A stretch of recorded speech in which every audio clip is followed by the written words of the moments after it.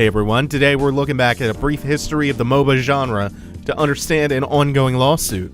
That and more today on Tiny Voices.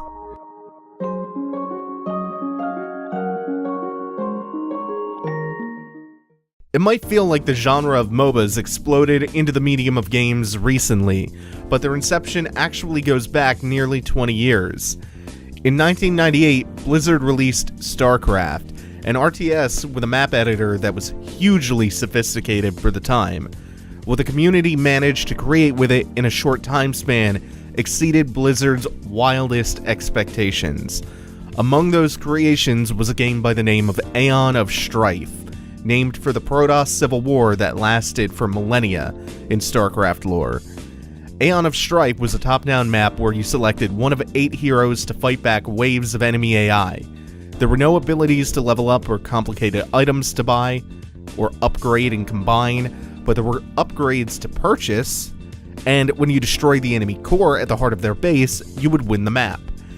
Aeon of Strife was the prototype, the blueprint to the MOBA genre as we know it today, and even more of the trappings MOBA fans are familiar with came with the release of Defense of the Ancients for Warcraft 3, Reign of Chaos in 2002. Defense of the Ancients, first created by a mapmaker named Yule, was heavily inspired by StarCraft's Aeon of Strife, but with the more powerful Warcraft 3 world editor, Yule saw an opportunity to put his own stamp on the game. Warcraft 3's baked-in heroes, for instance, allowed for each hero in Dota to be leveled up alongside their kit of 4 abilities each, including an ultimate spell. Items that allowed heroes to scale as the game went on were introduced, and a few of them were even modular. They could combine together into stronger items. The format was a 5v5 battle with 3 lanes of creeps, towers in each lane, and at the end of each lane was a barracks spawning those creeps. And in the center of each base was a core that was the objective of the game. Jungles full of neutral creeps to grind for XP and gold were added, and even the familiar diamond map layout with a river bisecting the map was a part of the original Dota for Warcraft 3 Reign of Chaos. But still, the Warcraft 3 world editor was rudimentary. It lacked a lot of capabilities that would later be found in the Frozen Throne.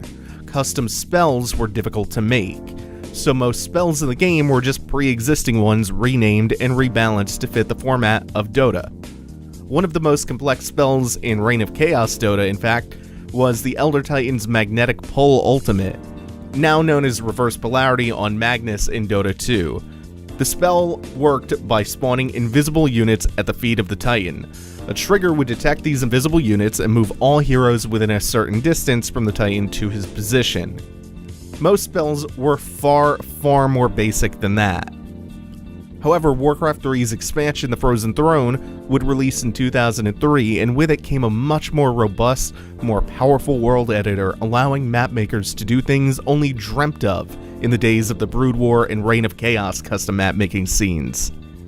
Yule at first seemed reluctant to port his creation to this new expansion, and others were quick to seize the opportunity to use the Dota name, putting their own spins on it by doing their own ports replete with new heroes and items that took advantage of the new capabilities introduced in the Frozen Throne.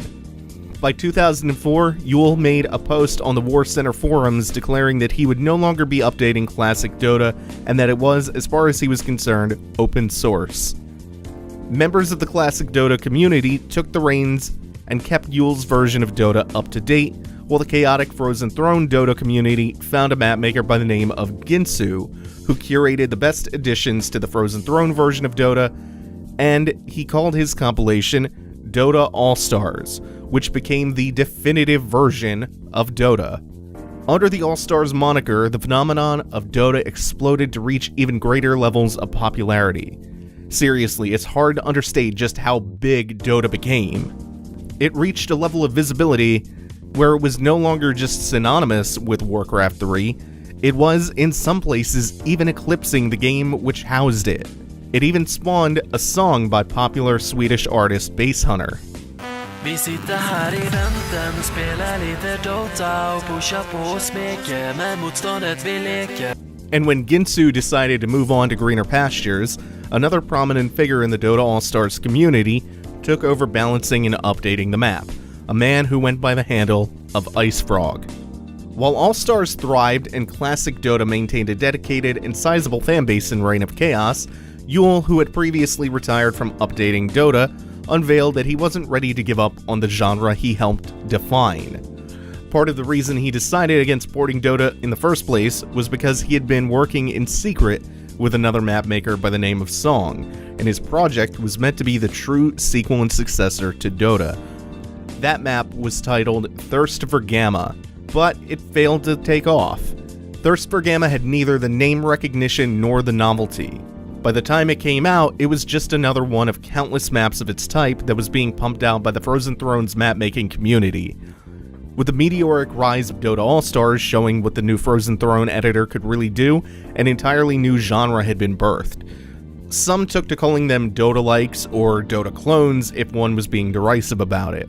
Others chose to honor the legacy of the game that directly preceded Dota by referring to this new genre as AOS, or Aeon of Strife. But regardless of what you called them, their presence flooded the Warcraft 3 custom game scene.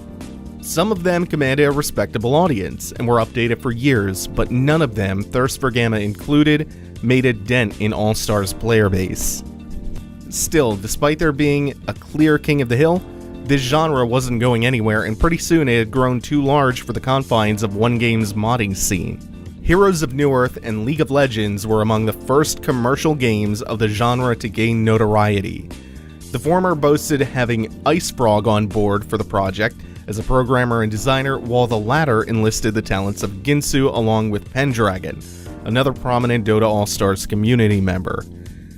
League of Legends eventually eclipsed Heroes of Newerth and has since become one of the most popular games in the entire world.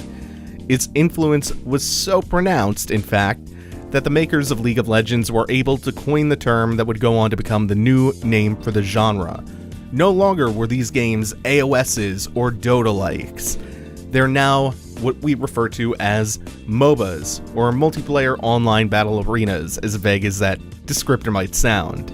League of Legends' worldwide popularity only encouraged other developers to try to grab a piece of that pie. Some developers tried to emulate its success by making traditional MOBAs in the vein of Dota or League itself, while others branched out and experimented with adding MOBA elements to other genres, like was the case with Monday Night Combat or Awesomenauts, or more recently, Paragon, but few of them had even a fraction of the success Riot was enjoying with League of Legends. And then, in 2011, Valve dropped a bombshell. They announced Dota 2. They had partnered with IceFrog, who was at the time still maintaining Dota All-Stars, to create what they were calling a true sequel to Dota. A free-to-play game on the Source engine that would act essentially as a remake of the Warcraft 3 map. And they were quick to copyright the Dota name, which invited numerous legal battles, not all of which have even been resolved to this day. Dota All-Stars LLC, a subsidiary of Riot Games, operated by both Ginsu and Pendragon, moved to legally oppose Valve's trademark. Their argument was that Dota was the combined works of hundreds of contributors over many years, and that no one company could own it as an IP. Blizzard acquired Dota All-Stars LLC in 2011 and filed their own opposition to the trademark, citing their ownership of the Warcraft 3 world editor and any maps created using it as per their end-user license agreement. Additionally, Blizzard was working on their own version of Dota, known as Blizzard Dota. By 2012, Valve and Blizzard had settled the matter out of court. As part of their agreement, Valve was allowed to retain the rights to the Dota namesake for commercial use. Blizzard Dota, meanwhile, became Blizzard All-Stars, which eventually morphed into what we now know as Heroes of the Storm. But that wasn't all. Far from it. In 2015, Dota would again become a contested topic when Blizzard sued Taiwanese developer Lilith Games for violation of copyright and trademark laws relating to Dota in their mobile game Soul Clash, also known as Dota Legends. Lilith, at the time by the way, was suing another Taiwanese developer, Ucool, over similar allegations revolving around Ucool's Heroes Charge, which Lilith alleged was just a ripoff of Soul Clash. The counter-argument to Blizzard's claim was that due to Dota's origins and because the original creator of Dota, Yule, had declared his map an open source work in that 2004 forum post I mentioned earlier, that neither Blizzard nor Valve had any legal right to claim ownership over the name Dota, or the contents unique to the map. Additionally, they cited the dozens, if not hundreds, of map makers who had contributed to Dota Allstars as the basis for why they thought Dota should be considered a collective work. And the judge in the case had an interesting response to that. Quote, "By that logic, Star Wars The Force Awakens would be a collective work because it's arranged the most popular Star Wars heroes, settings, and one-liners into a new movie," end quote. Still, Yukul's arguments were enough to convince the judge to order that the case be heard by a jury. That is the most recent legal development as of May of this year.